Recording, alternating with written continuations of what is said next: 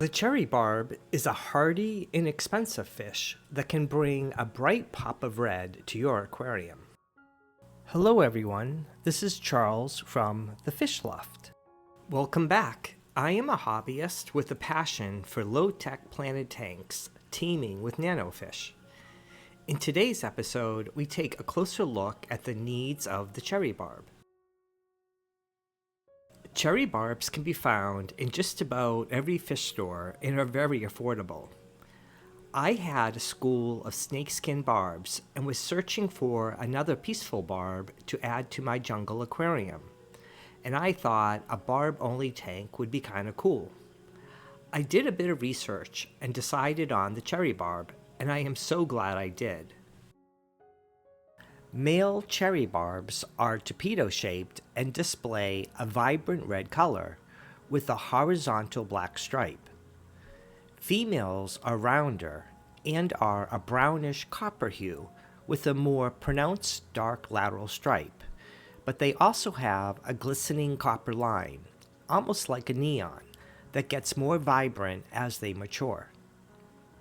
They grow to about 1.5 to a max of 2 inches. Mine are about a year old, and they are closer to the 1.5 inch size. They have a lifespan of 4 to 6 years.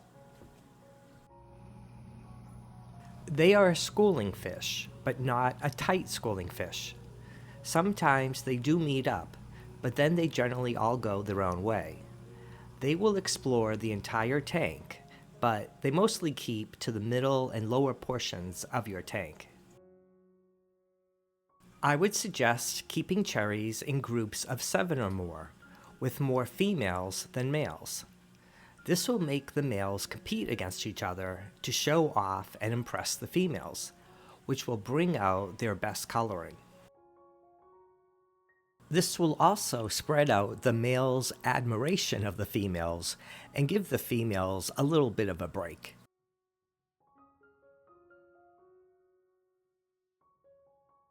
Cherry barbs require a tank of 17 or 20 gallons or more. Originating from slow-moving streams in the rainforests of the Kalan and Nawala basins in Sri Lanka, they prefer a gentle water flow.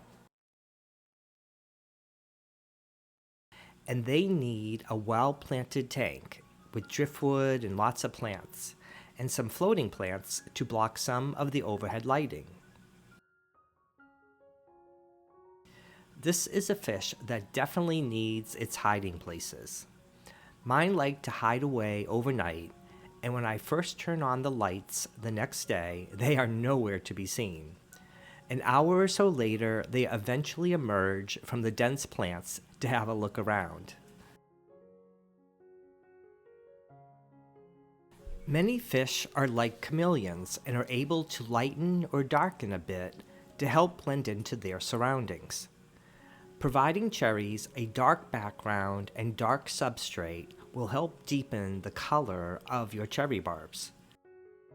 I didn't fully comprehend how much fish could really change colors until I started keeping tanks with white sand.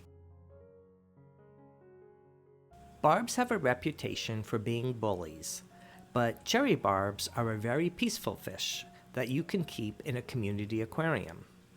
They would make great tank mates to just about any other peaceful nano fish. You could consider keeping them with tetras like neons or ember tetras, rasboras like harlequin or brilliant rasboras, danios such as CPDs or zebra danios, live bearers like guppies, platies, or endlers, other barbs like checkered barbs or snakeskin barbs. For a cleanup crew, you could consider corridoras, otocinclus, or amano shrimp. I would avoid any little timid fish, and I would also avoid any long-finned, slow-moving fish like bettas, as they may nip at their fins. Virtually all cherry barbs sold in the aquarium trade are now tank raised, which is a good thing, since their natural populations are declining. If you want to try breeding fish, this egg scatterer could be a good option to try. But they provide no parental care and they can eat their own eggs and fry, so eggs should be removed to a separate tank. Tank-raised cherries are more adaptable to a wider range of water parameters, and they are considered very hardy, and a good option for a beginner aquarist. They prefer a temperature between 75 and 80 degrees Fahrenheit. I keep mine at 78 degrees Fahrenheit.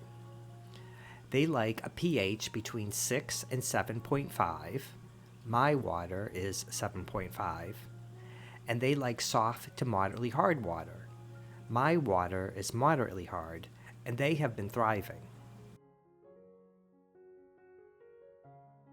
Like I always say, steady water parameters are one of the most important things for your fish, with no nitrates and no ammonia.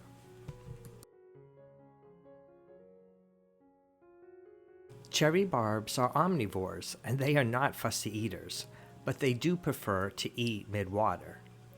When feeding time comes, they become extremely active and are really fun to watch.